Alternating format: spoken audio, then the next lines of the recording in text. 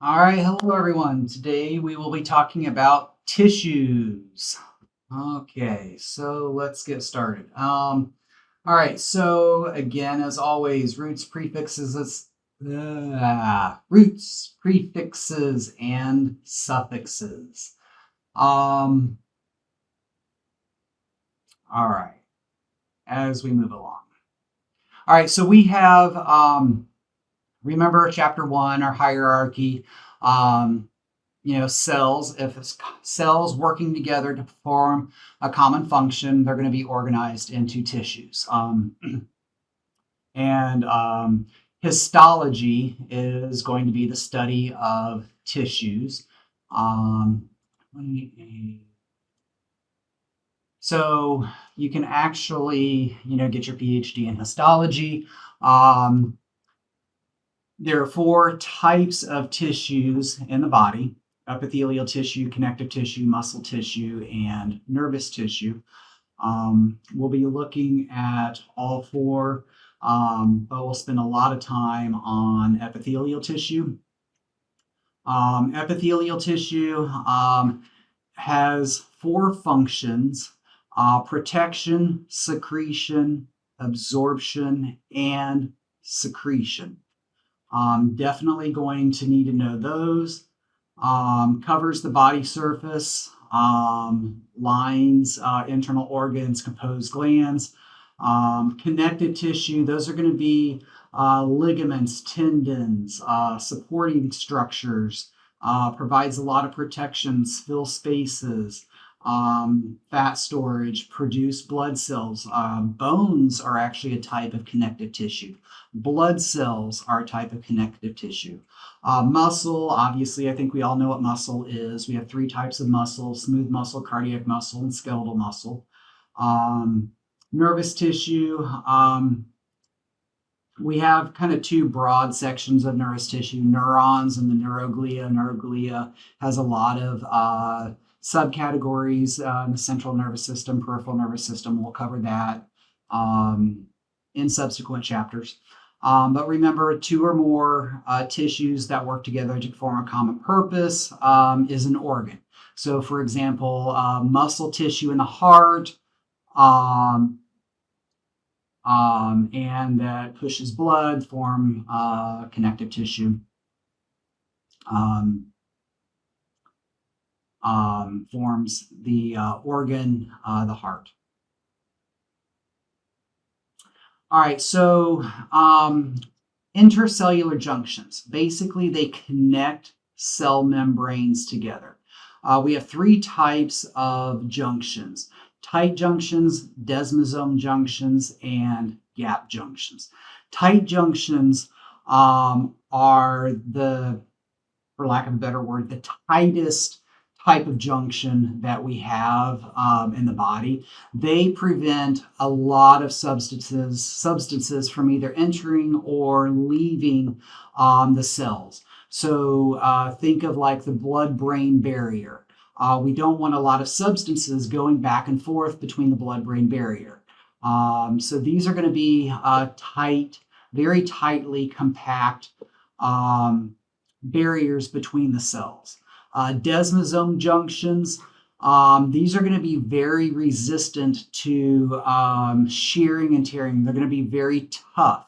So a lot of your epithelial tissue, so like your hands, your skin, they're going to have a lot of keratin inside your heart, your Purkinje fibers. Gap junctions. Gap junctions basically allow cell-to-cell transfer of ions and small molecules. They're kind of tubular channels. They're going to allow cells to send electrical signals between each other. So your digestive tract, the cardiac muscles of the cardiac cells of the heart. We talked about peristalsis and the heart contracting in unison.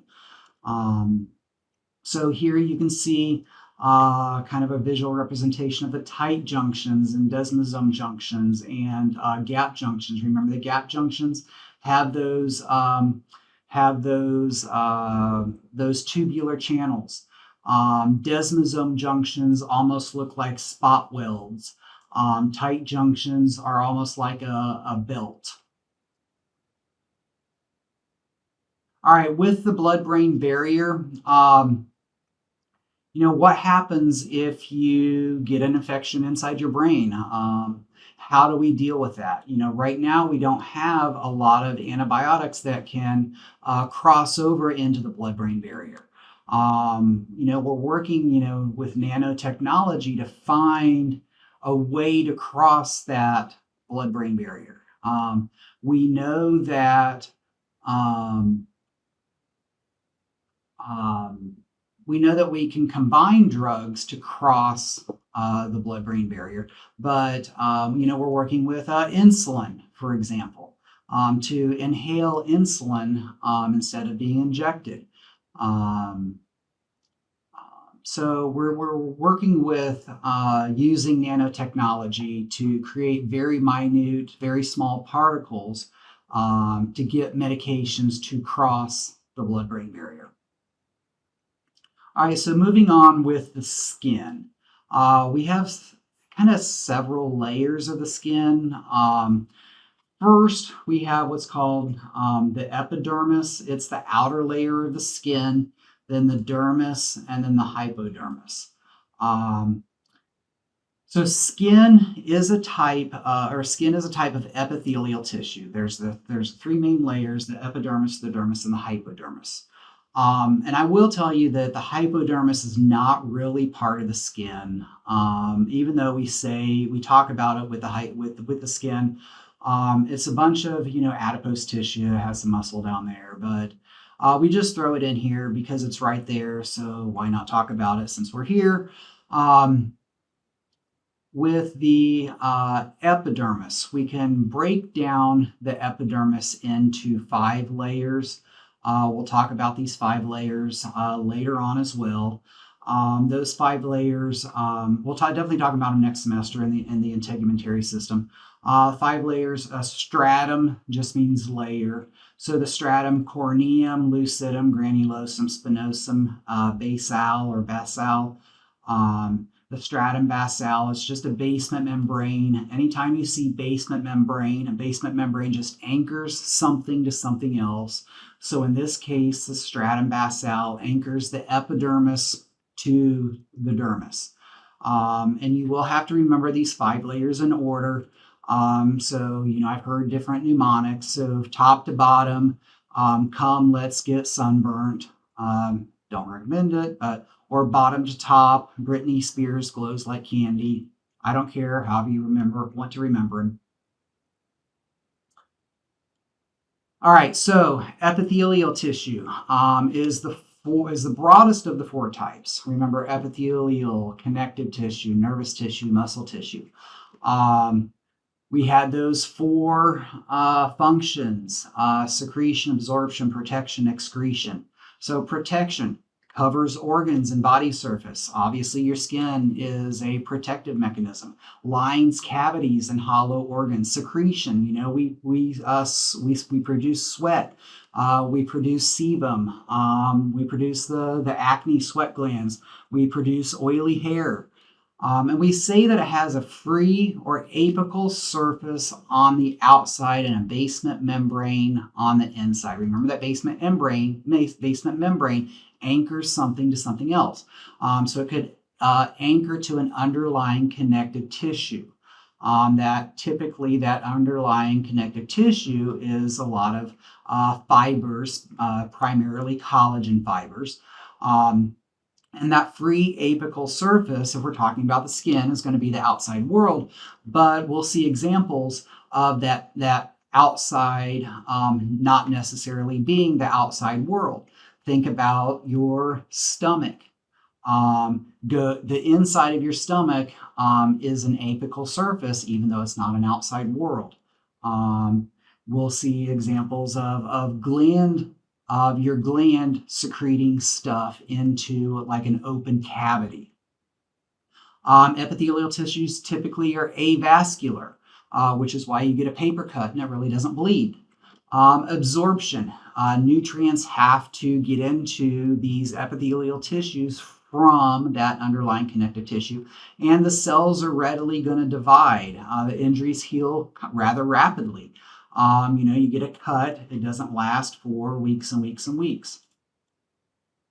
All right, cells are very tightly packed. We talked about the desmosome junctions. Your skin has to be very tough and resistant to shearing and tearing and stretching.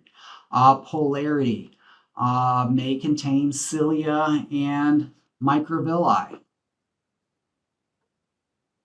And remember, like in the intestines, we talked about cilia when we talked about the organelles. The microvilli allows for absorption of nutrients that has been digested. Filtration, we'll see this in the kidney, and more specifically the glomerulus of the kidney. Filtration, blood vessels to help filter out, cleanse the body fluids. Within the skin, we have receptors, or within epithelial tissue, we have receptors for sensation, touch, pain, pressure, temperature. We have to be able to know when the stove is hot, when we step on a tack, when the earthquake happens, when you slam your hand in the door. All right, so when we look at epithelial tissue under the microscope, we can organize it in different ways. And we can classify that based on their shape or based on the number of layers. If we classify it by their shape, we can break it up in kind of three different ways. If the cells look thin and flat under the microscope, we're going to say that they are squamous cells. If they're cube-shaped, we're going to say that they're cuboidal. Makes sense. If they're columnar, they're going to look tall under the microscope. And we can classify cells based on the number of layers. If they only have one layer of cells, we're going to say it's a simple layer. They have two or more layers of cells, we're going to say it's a stratified layer. And if it appears multi-layered, but it's not, it's going to be pseudo-stratified. And we'll see examples of this. It might be a little confusing for now. All right, so simple squamous epithelium. So simple, one layer, squamous, thin and flat. So these are going to look kind of like floor tiles. The cells are squished down. The nuclei are very broad and thin. Cells are squished. Cytoplasm very scarce.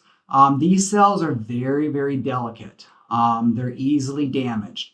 One layer worth of cells. These cells are found in places of diffusion and filtration. So you want these cells, and these cells are found there because, or in sites like in the alveoli and in capillaries. Remember, you breathe in oxygen, and oxygen goes from your lungs through your alveoli into the bloodstream. Carbon dioxide goes from your bloodstream back through your alveoli, and you exhale. At the cellular level in the capillaries, oxygen goes from your bloodstream into your cells. Carbon dioxide goes from your cells back into your bloodstream. It's only one layer of cells thick because you only want substances to pass through. It's easier to pass through one layer of cells than it is to pass through 147 layers worth of cells. That's why it's only one layer of cells thick. Lines the capillaries and lymphatic vessels. Again, you only want things to pass through one layer of cells. All right. Example of simple squamous epithelium. One layer of cells thick. Here it's a top view, so you really can't tell that it's one layer. Again, top view, you really can't tell it's one layer. All right, simple cuboidal epithelium. They look like cubes. Simple single layer of cube-shaped cells, centrally located nucleus. You're going to see these in areas where cells secrete things or absorb things. So they're going to line a lot of your kidney tubules, your thyroid follicles, and the ducts of some glands. Remember that I said that free apical surface, and that it always doesn't have to mean to the outside of the body. So in this case, this gland would dump its gunk into this free apical surface right here, into this lumen. So this would be considered a free apical surface, or a hollow channel, or a lumen. Same thing here. Same thing here. It would dump its gunk into that lumen, or that free apical surface. Simple cuboidal epithelium. This is actually a kidney tubule. Going back, this would be that free apical surface where it would dump its gunk. More kidney tubules. More kidney tubules. All right, simple columnar epithelium. Simple, one layer. Columnar, looks like columns. Now, the nuclei are going to lie near that basement membrane, or lie near the bottom of the cells. With simple columnar epithelium, one way to differentiate is you're going to see these things called goblet cells. Goblet cells just secrete mucus. So you're going to find these in the GI tract. Anytime you see mucus, GI tract, respiratory tract, you hawk up a loogie. The conjunctiva of the eye, you wake up and you have eye boogers. That's the goblet cells that have released mucus. Some simple columnar epithelium have these cilia or microvilli on top. Those are these hair-like projections. Cilia helps move that egg towards the uterus, through the fallopian tube, or through the uterine tube towards the uterus. You also have non-motile cilia that serves as a protective mechanism, or in the digestive tract, stomach, small intestine, where the tissue is very thick. It protects that underlying tissue. Microvilli, which is basically a bunch of folded cell membranes. Again, increased surface area for diffusion, absorption of nutrients. Secretion, absorption as well. So we've already said uterus, stomach, small intestines.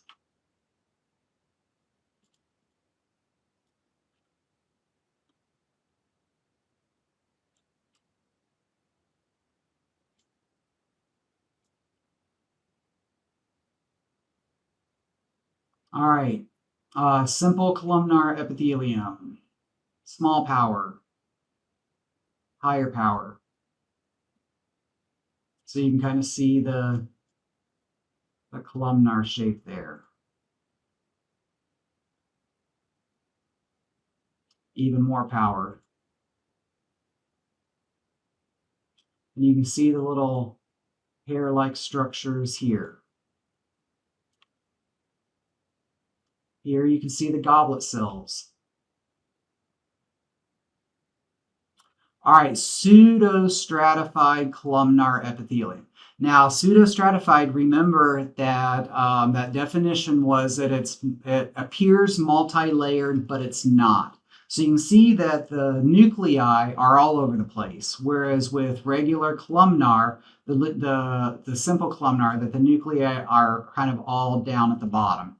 With pseudostratified columnar, the nuclei are all over the place. But this cell connects down to the basement membrane. This cell connects down to the basement membrane. This cell connects down to the basement membrane. This cell, all the cells connect down to the basement membrane. So it appears multi-layered, but it's not. We still have goblet cells that secrete mucus. Often we're going to see the cilia as well. Again, protection from infection, respiratory passages especially. We breathe in a bunch of dirt and dust and germs, foreign particles.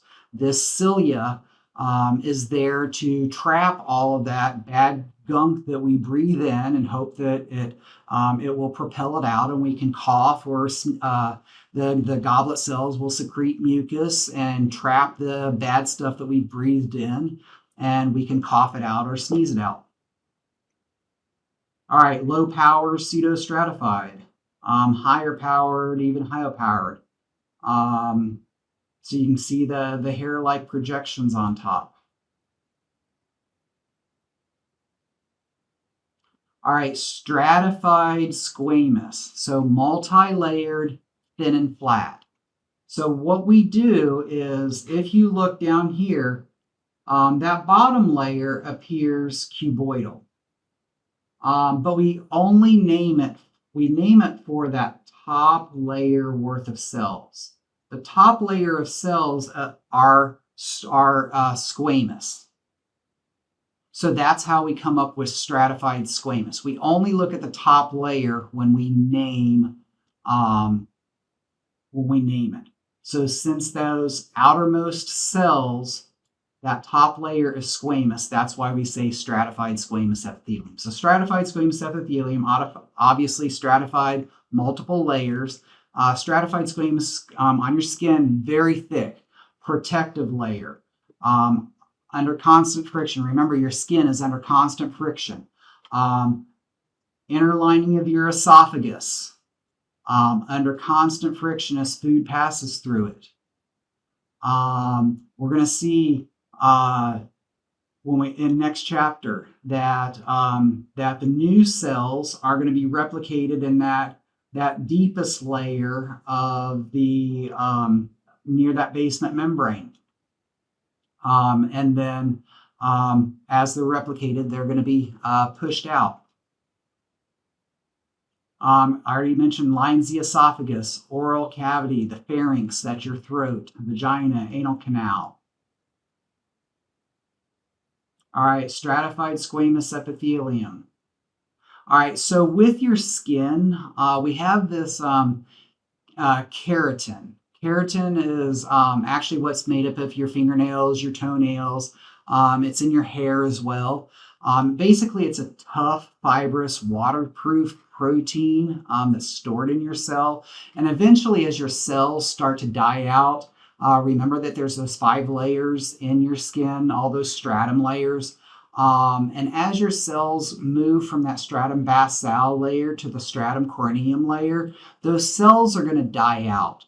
And as they go from the innermost layer to the outermost layer, they're going to die out, and they're going to go through this keratinization process. They're going to go through this process of hardening, dehydration. They're going to accumulate this keratin, and they're gonna produce this dry, tough, protective material that prevents water and other substances from escaping from those underlying tissues. And they're also going to block chemicals and other microorganisms from entering through the skin, which is why you can stay in the pool for 2 hours and not get overloaded from the chlorine that's in the pool. All right. And again, we talked about those desmosome junctions. So as the cells are pushed farther away, they're going to develop those desmosome junctions. Remember that helps, those are those intracellular junctions to help keep those cells tightly compacted, and they serve as that protective function for the skin. All right, stratified cuboidal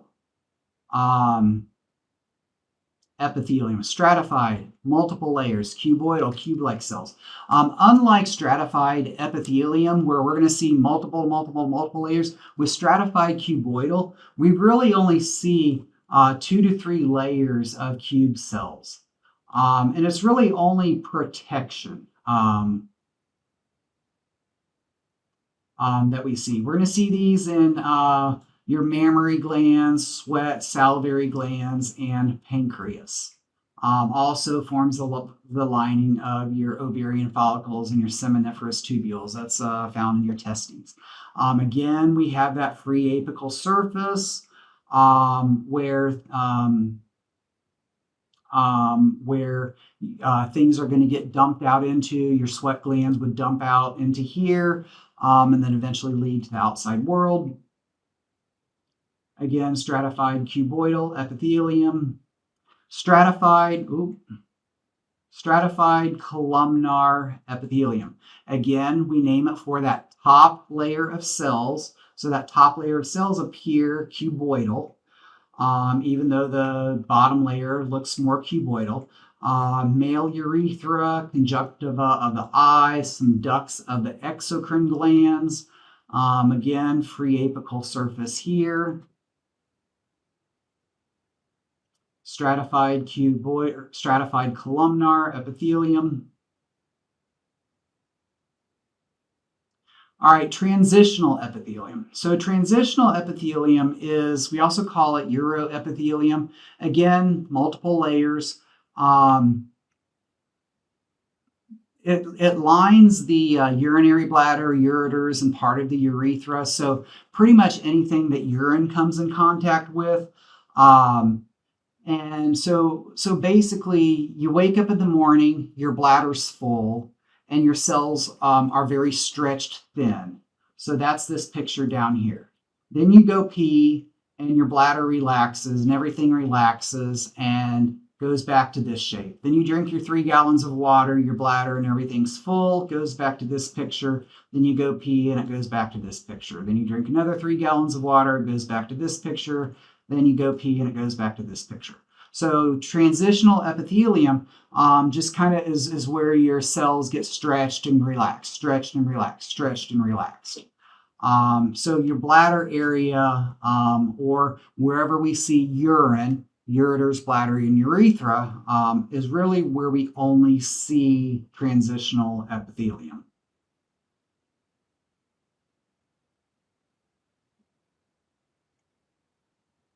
All right, so here's just a summary slide of what type of tissue does what. All right, with glandular epithelium. So what makes up glands? We've already said that it's going to be either columnar or cuboidal epithelium, and they secrete, they produce and secrete substances, whether it be hormones or mucus like goblet cells, sweat, saliva, breast milk, digestive enzymes. And they're going to secrete their gunk into either ducts. We saw that with the free apical surface, the lumen, or into your body fluids like the bloodstream. So we can classify them depending on where they secrete their gunk into either exocrine glands or endocrine glands. Endocrine glands secrete their stuff into the tissue fluid or the bloodstream. So think about like your all of your hormones, your pituitary gland, your thyroid gland, your hypothalamus, your parathyroid gland, your adrenal gland, your pineal body, ovaries, testes. All of those glands secrete their hormones or whatever into either the tissue fluid or the bloodstream. So they are classified as an endocrine gland. An exocrine gland will secrete their stuff into a duct or into a lumen that eventually opens to an outside surface, like we saw with the picture, that free apical surface, like the skin or the lining of the digestive tract. So your sweat glands, your lacrimal glands, like your tear ducts, your salivary glands, your mammary glands, breast milk, your digestive glands, that opens into that lumen.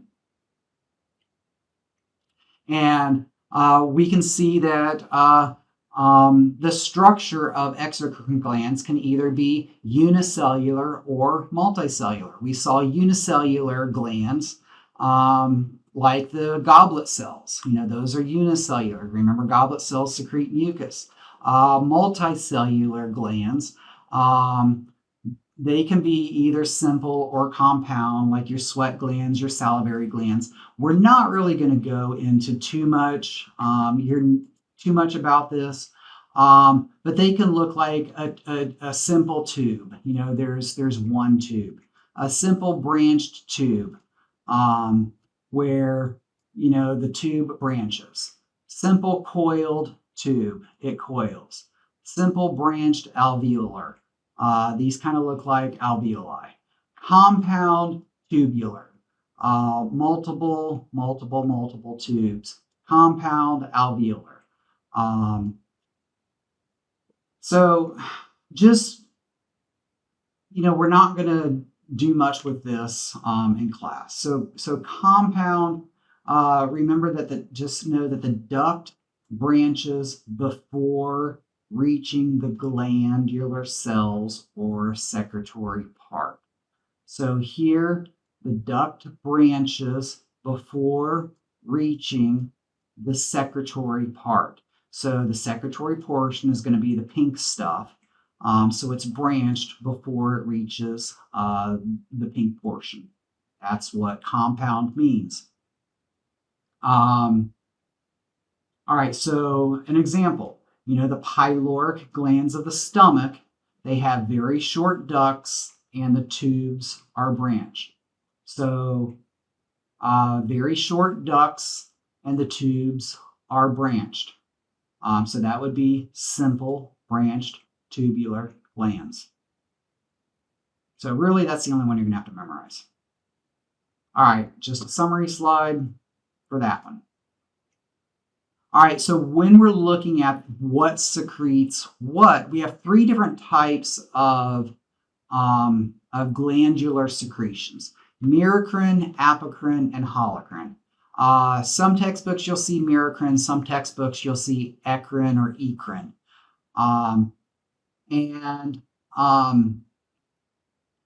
So remember, we talked about vesicles, and vesicles attach to the cell membrane and release their products by exocytosis. So you're going to have to know exocytosis. So salivary glands, sweat glands, pancreas, lacrimal glands. So when we look at merocrine glands or exocrine glands, or merocrine glands or ecrine glands, you can see that the gunk, as I like to call it, the gunk is kind of packaged into a vesicle. And that vesicle will eventually fuse with that cell membrane, and then that vesicle is dumped out by exocytosis. The gunk that vesicle fuses to the cell membrane, and the gunk is released by exocytosis. Now, with apocrine glands, a portion of that cell gets pinched off and is then secreted. With holocrine glands, a lot of that cell gets disintegrated and gets thrown out. So think about your saliva. Think about your sweat. It's not very thick and it's not very gunky. So your sweat and saliva, your lacrimal glands, that produces tears. Your tears, that's not very thick or gunky. So those are going to be merocrine glands. Apocrine glands, breast milk, mammary glands, ceruminous glands that line your ear. That's your earwax. That's somewhat thick and gunky, a little bit. So those are going to be apocrine glands. Holocrine glands, sebaceous glands of the skin. So these are blackheads. These are whiteheads. These are really, really thick. If you squeeze your nose, a blackhead pops out. Really, really thick, lots of gunk. So this is going to be really thick and gunky. Holocrine glands have a lot of thick and gunk to them. Also, hair follicles, sebaceous glands. So when you're looking at what type of how you can distinguish between merocrine, apocrine, and holocrine glands, basically it's how much cytoplasm and cellular debris is released with what type of gland. So merocrine glands, not much cytoplasm and cellular debris. Holocrine glands, a lot of cytoplasm and cellular debris is released with holocrine glands. Oh, well, I just told you the answer. All right, how do merocrine, apocrine, and holocrine glands differ in the amount of cytoplasm secreted along with the glandular product? So A is going to be your answer. All right, moving on to connective tissue. Connective tissue, it's the most abundant tissue by weight. However, the cells are farther apart than epithelial cells. They don't have those gap junction or those desmosome junctions or those gap junctions that bind them together. Most connective tissues have a good blood supply, like your bone. Obviously, your bloodstream has a good blood supply. Red blood cells, white blood cells, platelets, those are connective tissue. So those are going to heal rapidly. Now, ligaments and tendons, those are a type of connective tissue. They don't have a good blood supply. Most cells have the ability to divide, with the exception of red blood cells. Red blood cells, remember, do not have a nucleus, so therefore they can't divide. Connective tissue contains fixed cells which remain in one place, like your bone cells. They don't move. Fibroblasts, adipocytes, macrophages. Sometimes macrophages move around. And mast cells contain wandering cells. They move throughout tissues. Lymphocytes, plasma cells, neutrophils, eosinophils. Those are all what these are our white blood cells. Are going to move around your cardiovascular system throughout your bloodstream.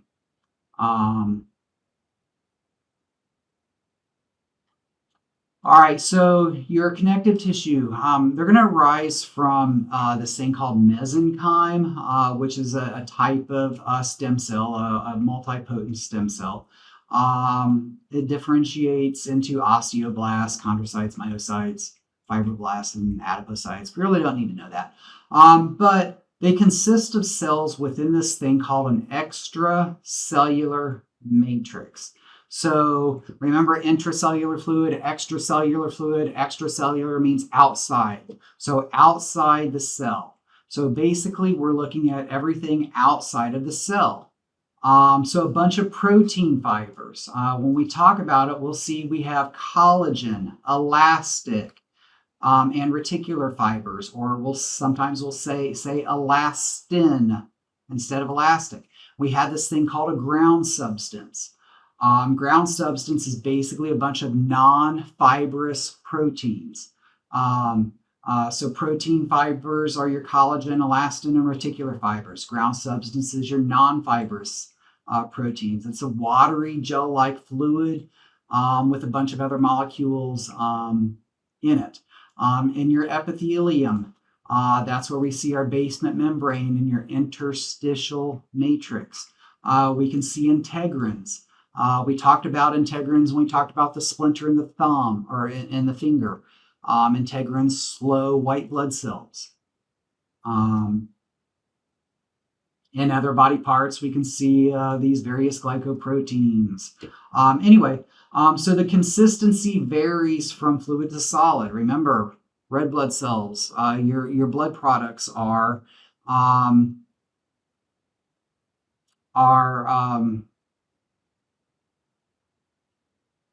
just lost my train of thought. Are fluid. Bone cells are solid. Bones are solid. I'm sorry, I said integrins are the things that slow white blood cells. Those are selectins. Integrins are proteins that are found on the surface of cells that help cells attach to other cells. Um,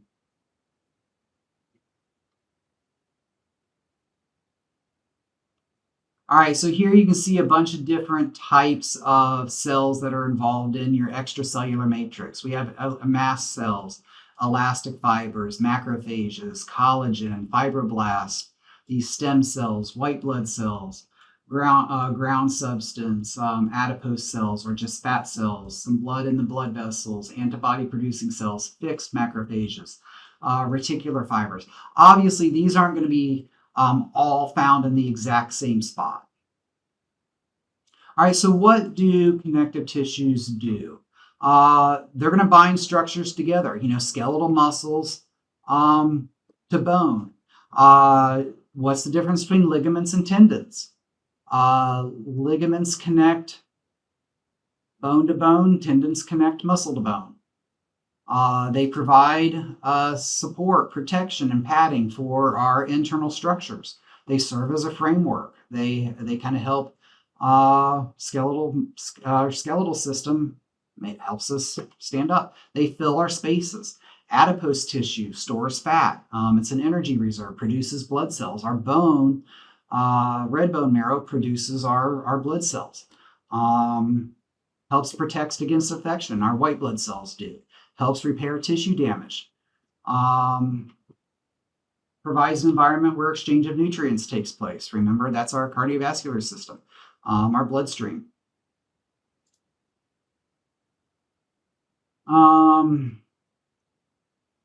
We'll skip this.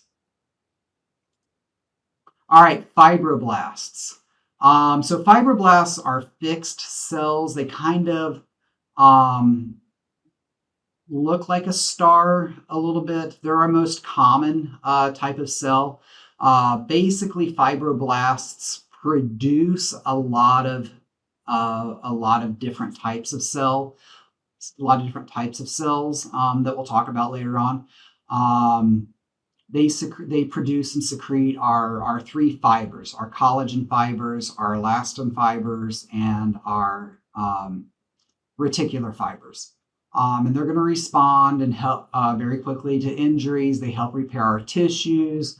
That's what forms scar tissue when if someone has a heart attack. We also have these things called macrophages or histocytes. And they're usually attached to fibers. They can be fixed or wandering. Basically, they're scavengers. They are, macrophages, so they perform phagocytosis. They originate as a white blood cell and help our body defend our body against infection. Mast cells. We'll see these all throughout our body. They release two substances. One is heparin. Heparin is an anticoagulant to prevent blood clotting, and the other is histamine. Histamine is actually a vasodilator. A vasodilator means just our blood vessels expand, which we'll see in the inflammatory response.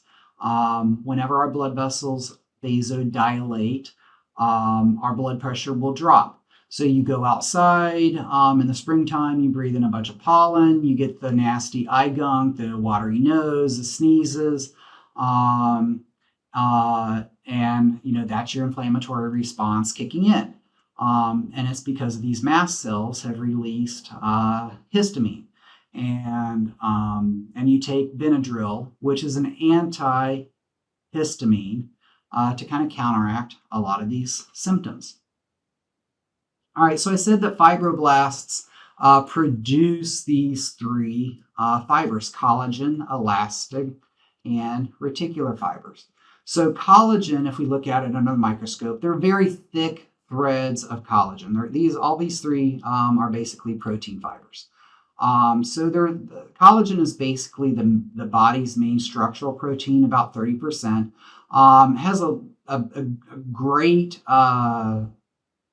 tensile strength, very found in ligaments and tendons. So they're very hard to rip. They're slightly elastic, a little bit stretchy, very slightly stretchy. Elastic fibers, they appear yellow under a microscope. They're composed of elastin protein. So think of like a rubber band, very elastic. They can stretch, return to their original shape. They're not as strong as collagen, so they're found in your vocal cords, respiratory air passages, other places. We'll see that when we talk in that chapter or in lab. Reticular fibers, they're very, very thin, the thin fibers found in your liver, spleen, very delicate fibers. So here you can see the collagen, very thick fibers. The elastin fibers appear yellow under a microscope. And then maybe here is a reticular fiber. Maybe here's a reticular fiber. Maybe here's a reticular fiber. But remember, reticular fibers are very, very tiny, very delicate. So you can see the different types of fibers here. You can see the fibroblasts here. Fibroblasts produce the three types of fibers, the collagen, elastic, and reticular fibers. Here's a summary slide of what everything does. And remember that the fibroblasts are the precursor to the three fibers. All right, abnormalities of collagen. Collagen makes up about more than 60% of the protein in bone and cartilage, as well as a lot of our skin, tendons, and ligaments. So because it has such a very precise structure, it's very vulnerable to disruption because of mutations. So if you have a patient with a collagen deficiency, think of two things. One, the bones would be affected most, or that they have a connective tissue disorder, because remember that bones are a connective tissue. So that, again, if you have a deficiency in collagen, or a collagen malfunction or a genetic mutation affecting collagen, the answer is going to be most likely the bones are going to be affected, or the patient has a connective tissue disease. All right, and here are just some of connective tissue disorders. Chondrodysplasia, the one that you're going to really have to worry about, EDS, Ehlers-Danlos syndrome. It's a hereditary disorder that affects collagen production. You have joint hypermobility, unstable joints, lots of pain, clicking, fatigue. Connective tissue would be most affected.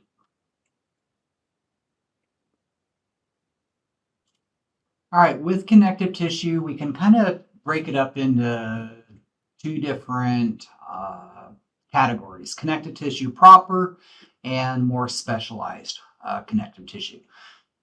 Connective tissue proper,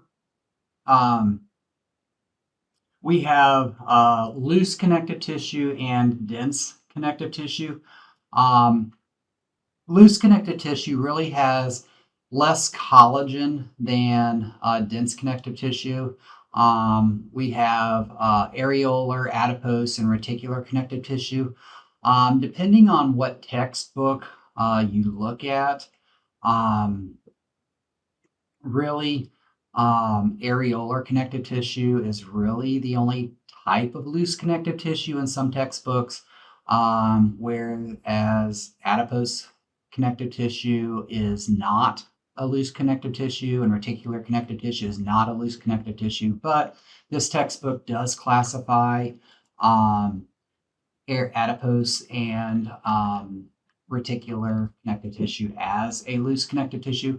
Dense connective tissue, Contains a lot of collagen fibers. We'll look at dense regular, dense irregular, and elastic connective tissue.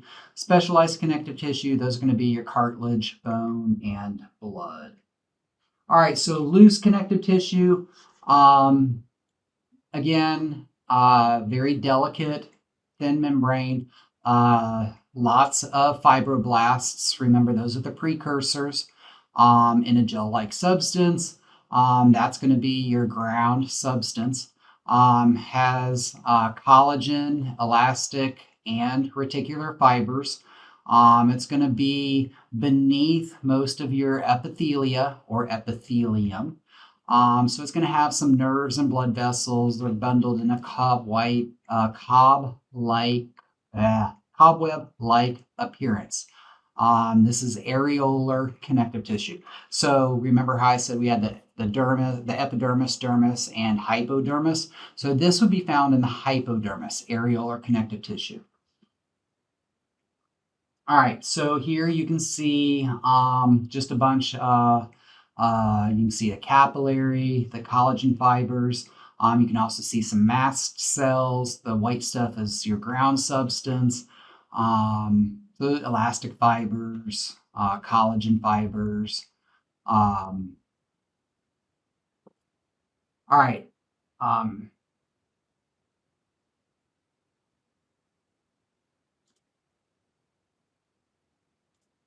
Adipose connective tissue. Adipose connective tissue, very easy to identify. It's a loose connective tissue. The cell walls are going to be very thin. They're going to look like water droplets. They really don't have anything to them. The nuclei are going to be pushed out to the side. You're not going to see pretty much anything. No collagen. They're going to be used for cushioning and insulation.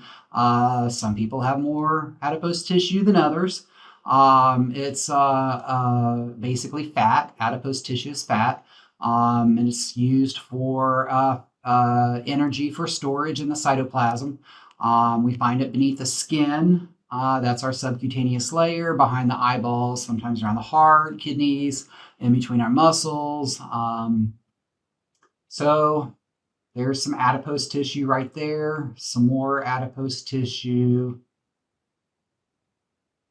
Really nothing to it. Almost looks like a cracked microscope slide. All right, reticular connective tissue. We'll see this has a lot of thin reticular fibers. Reticular fibers typically appear black under a microscope. Supports the walls of internal organs like your liver, spleen, lymph nodes, kidneys, bone marrow. Has fibroblasts and reticular fibers. Remember, fibroblasts are your precursors.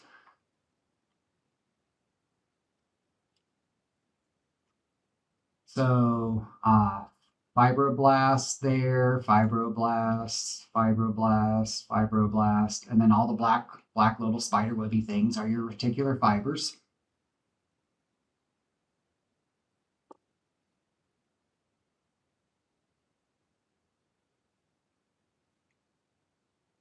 Just increasing in magnification.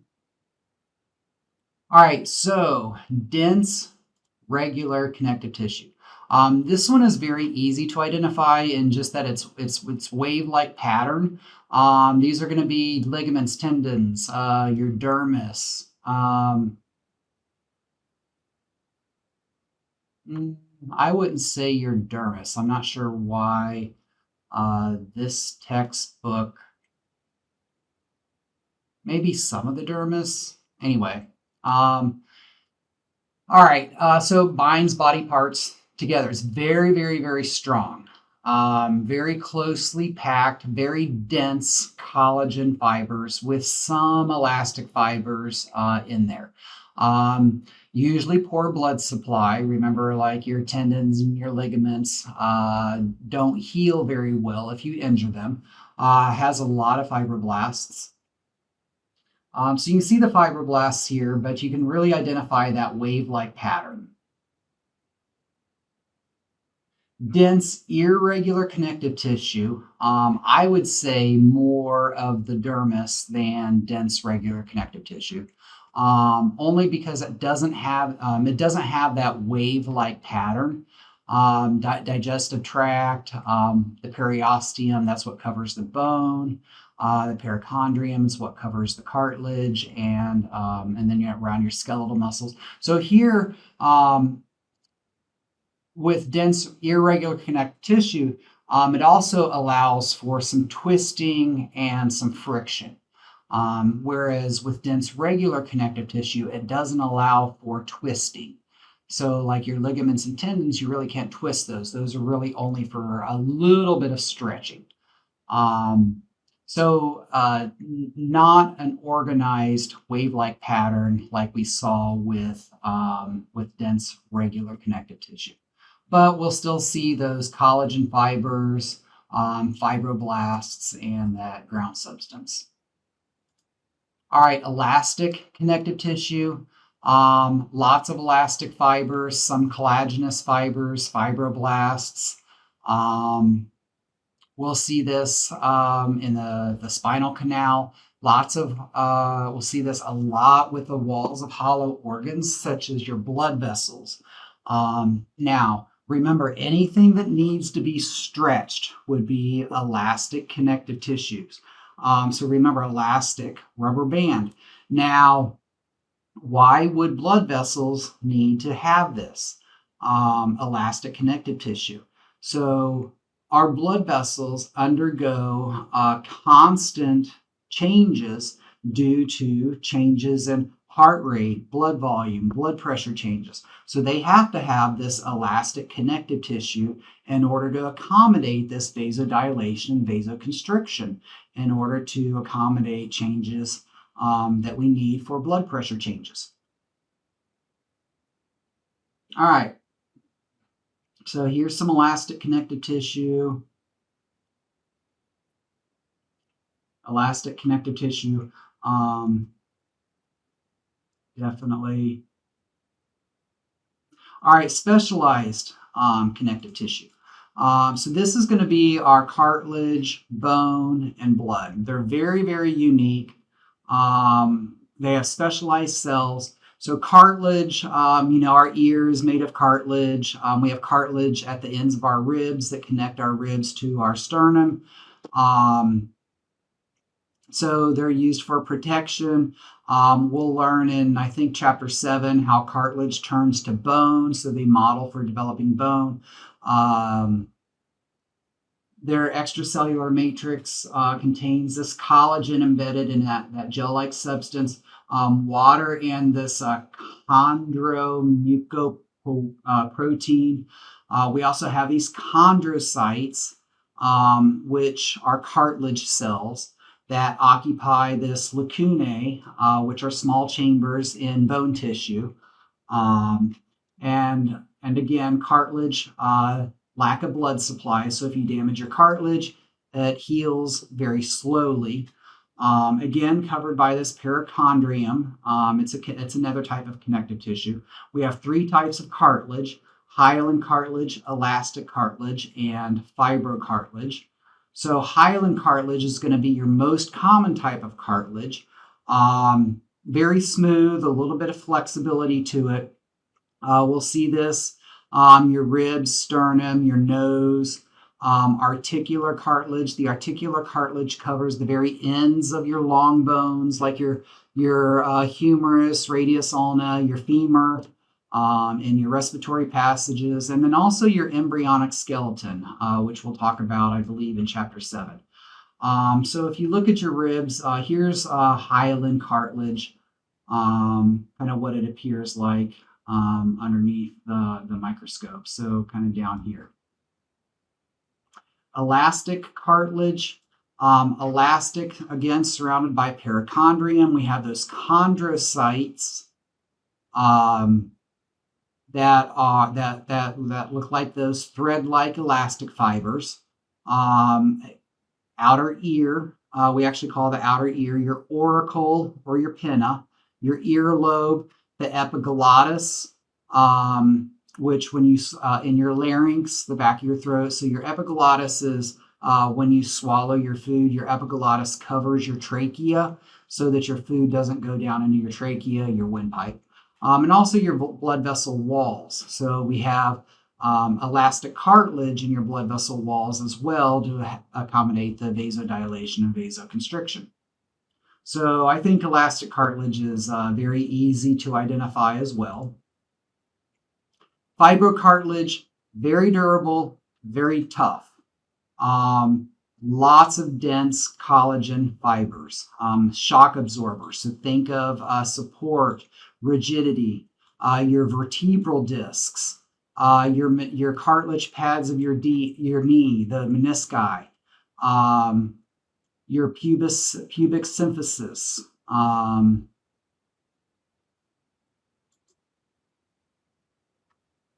So shock absorbers.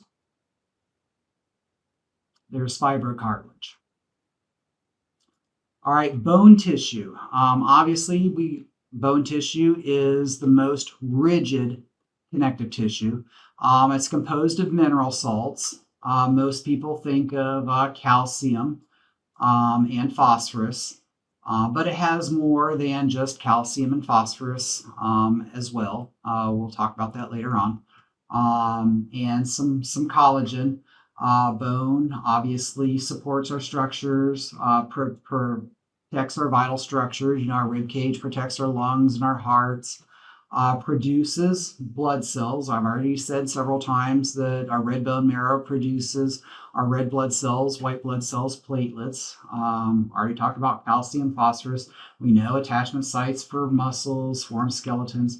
Now it says contains osteocytes, which are bone cells in this space called lacunae, which we'll talk about later on. We have two types of bone tissue, compact bone and spongy bone. Compact bone is going to be the harder portion of the bone. That's going to make up the majority of our, like if we look at a long bone, our femur, for example, that's going to make up the majority of our long bone. So we have these three types of cells: osteocytes, osteoblasts, and osteoclasts. Osteoblasts build up bone matrix. Osteocytes are regular bone cells. Osteoclasts break down bone matrix, which we'll talk about, more in depth when we get to chapter 7. But so osteoblasts. Let's see. So we mentioned this word lacuna a couple times. So lacuna are these little black spaces right here. So in bone tissue, osteocytes are going to lie in these black spaces. And osteoblasts deposit bone tissue or bone matrix in these things called lamella. So think about like chopping down a tree and you can see the tree trunks.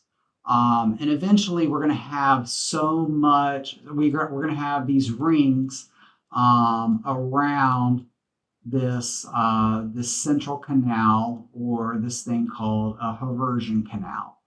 And once we get so many rings around this central canal or a Haversian canal, we have this thing called an osteon. So this osteocyte plus this matrix plus a central canal form these cylindrical units called an osteon.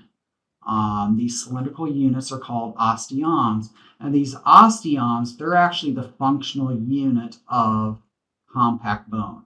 And these central canals, they have the blood vessels and the nerves. So those bones are very well nourished, and they're going to heal rather quickly. Remember, cartilage doesn't have blood supply, so bone heals more quickly than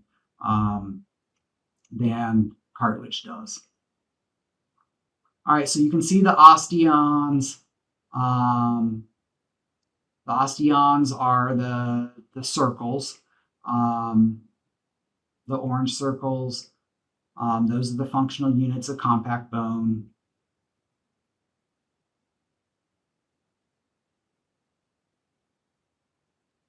Here you can see these are the lacunae, and an osteocyte would reside in that lacunae. All right, and I mentioned that we have two types of bone tissue, spongy bone. We also call this cancellous bone.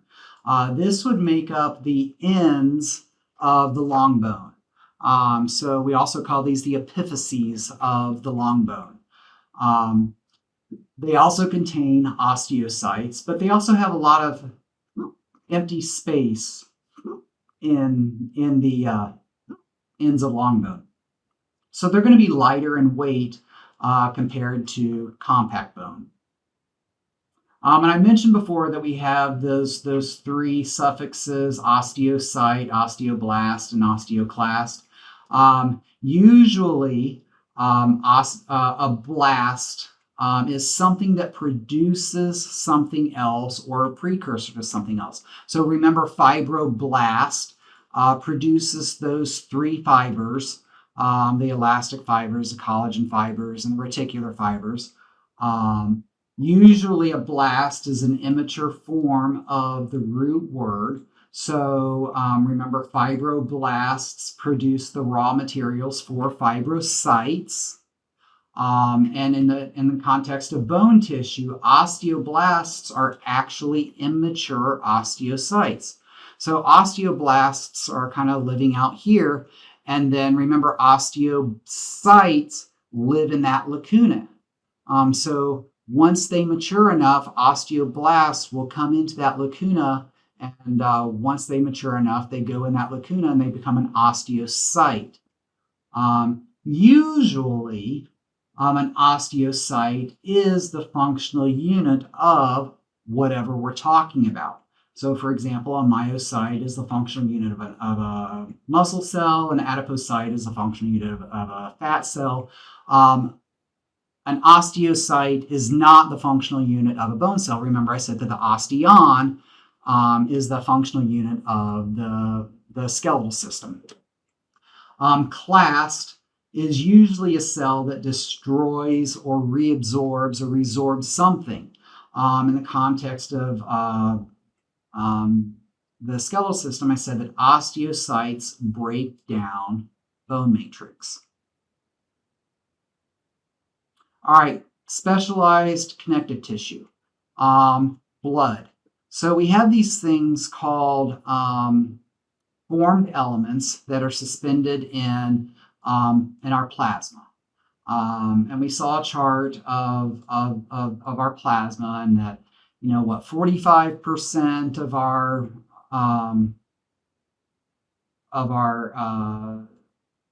45%, we had that chart that was 45% here was our red blood cells, white blood cells, platelets, and then 55% was everything else.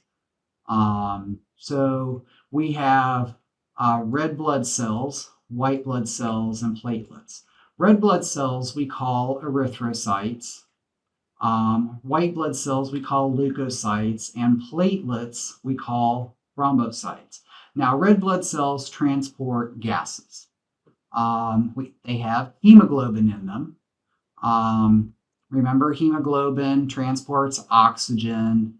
If it has oxygen, we call it oxyhemoglobin. And it also can transport carbon dioxide.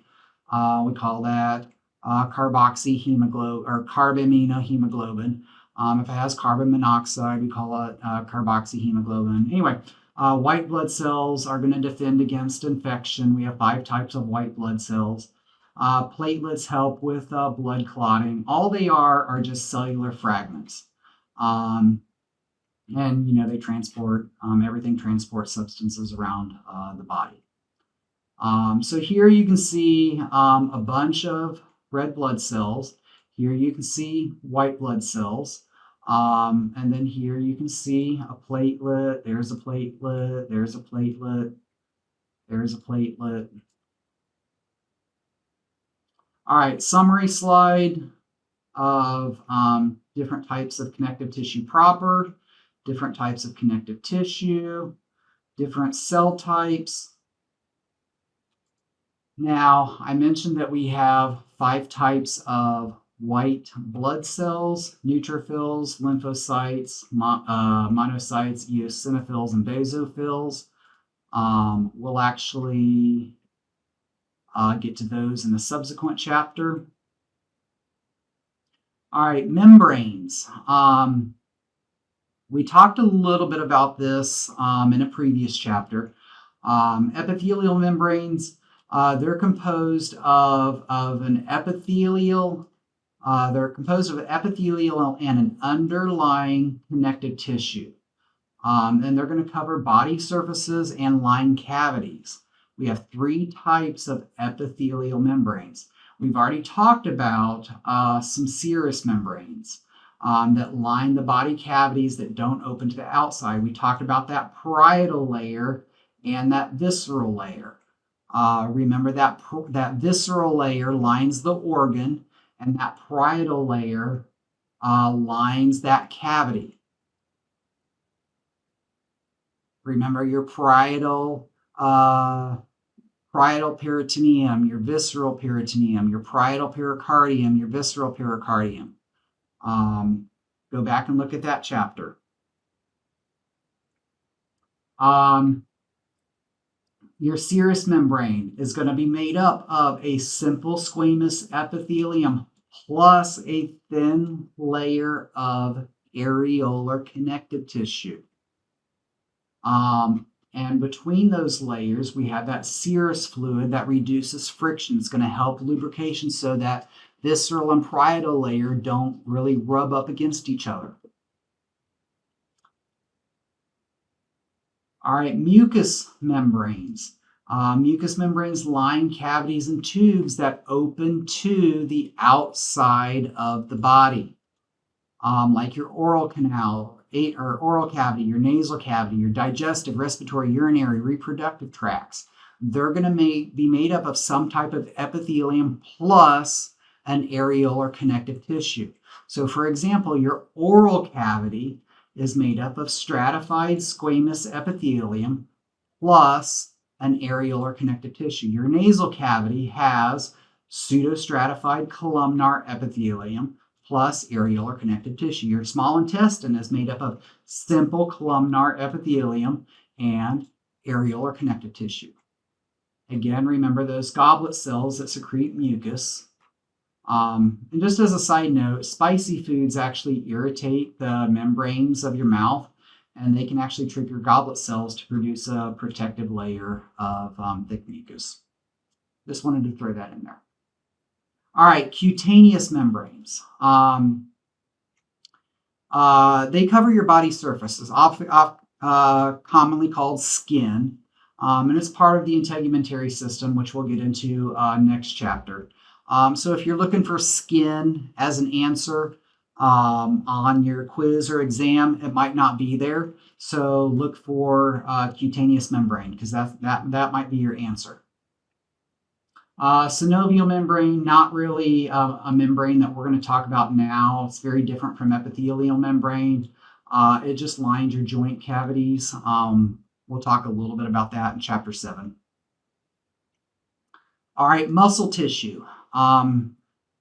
It's very excitable. It responds to nervous system stimulation. We know that muscle cells are also called muscle fibers. We'll actually we don't know that yet. We'll talk about that in chapter 9, I believe. We know that muscles can contract. They shorten and they thicken up. We have 3 types of muscle tissue: skeletal muscle, cardiac muscle, and smooth muscle. So skeletal muscle, it's what's attached to bone. That's voluntary control. We have control over our skeletal muscles. We can choose to walk. We can choose to talk. When we look at it under the microscope, we can see that it's striated. Striated just means that it has this light and dark pattern. Almost looks like a piece of tuna or a piece of salmon underneath the microscope. And that's just the alternating patterns of these molecules called actin and myosin. And there's more than one nucleus per cell. In fact, there's thousands of nuclei per cell. Very long and cylindrical. I don't know why I have more than one nucleus or multinucleated multiple times, so we'll just take that out. Again, stimulated by nerve cells. Smooth muscle does not appear striated, doesn't have that light and dark pattern underneath the microscope. Only one nucleus per cell. We're going to see this in the walls of hollow organs like your stomach, your intestines, your urinary bladder, your uterus, blood vessels. We don't have control over these types of muscles. So we say it's under involuntary control. You don't have control when your stomach digests food. You don't have control when you walk out in broad daylight after being in a dark room and your pupillary muscles constrict your eyes. All right, cardiac muscle. Cardiac muscle obviously is only found in your heart since it's called cardiac muscle. There's only one nucleus per cell. You can see that these cells branch off. We don't have any control over how fast our heart beats, so it's under involuntary control. We do see that striated pattern, so that alternating actin and myosin pattern. But what makes cardiac muscle so different is these things called intercalated discs. And what they are just specialized intercellular junctions that connect the cells and allows the cells to pulsate in unison. Remember, the atria contracts and the ventricles contract, the atria, the ventricles. So we want the heart to pulsate in unison. Nervous tissue found in the brain, the spinal cord, and in the peripheral nervous system. It's going to send out electrochemical messages. We have neurons. Those are going to be the main conductors or the main types of cells for communication. Those are going to be what conducts nerve impulses. Remember the dendrites, cell body, the axon. We have sensory neurons that pick up information. We have motor neurons that allow us to remove our hand from the hot stove. And we'll learn that the neurons coordinate, integrate, and regulate all of our body functions. They respond to external stimuli and take that external stimuli and transfer that into electrical impulses. Electrical impulses go in one direction only. The dendrites pick up that information, and then it goes to the cell body, and then through the cell body, then it travels down the axon. The information is a one-way street only. Dendrite, cell body, axon. Dendrite, cell body, axon. The information cannot go from an axon up to the cell body and then up to the dendrite. One way only.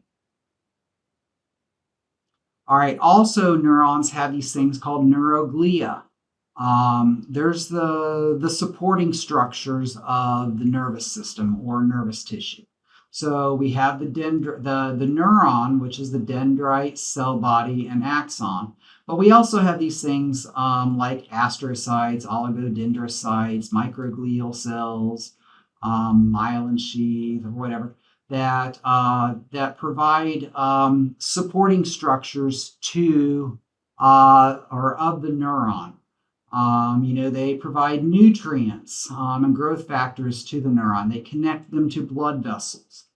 And we'll learn about this in one of the very last chapters, I think chapter 10 or 11, that we talk about.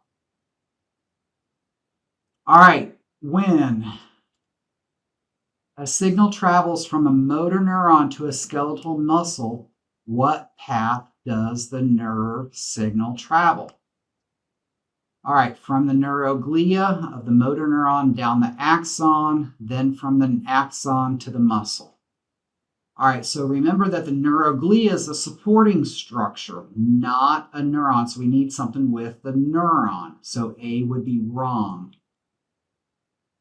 From the axon of the motor neuron down to the neuroglia. Nope.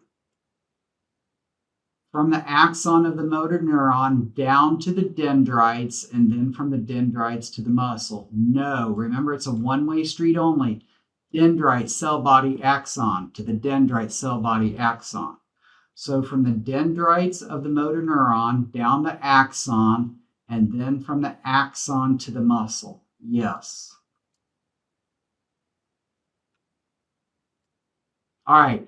A researcher develops a genetically modified organism that is paralyzed because none of the motor neurons that stimulate muscles can receive signals from other neurons in the spinal cord. What is wrong with these neurons? All right, motor neurons that stimulate muscles can receive signals. So what part of the neuron receives signals? The dendrites receive signals. Dendrites receive signals, then they go from the dendrites to the cell body to the axon. All right, summary slide. Skeletal muscle tissue. Voluntary, lots of nuclei. Smooth muscle tissue, one nucleus, central nucleus. Involuntary, walls of hollow organs, cardiac muscle. Branching cells, single nucleus, heart muscle, nervous tissue, conduction of electrical impulses.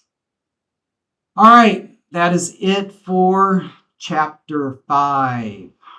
All right, I will see you guys next chapter. All right, take care.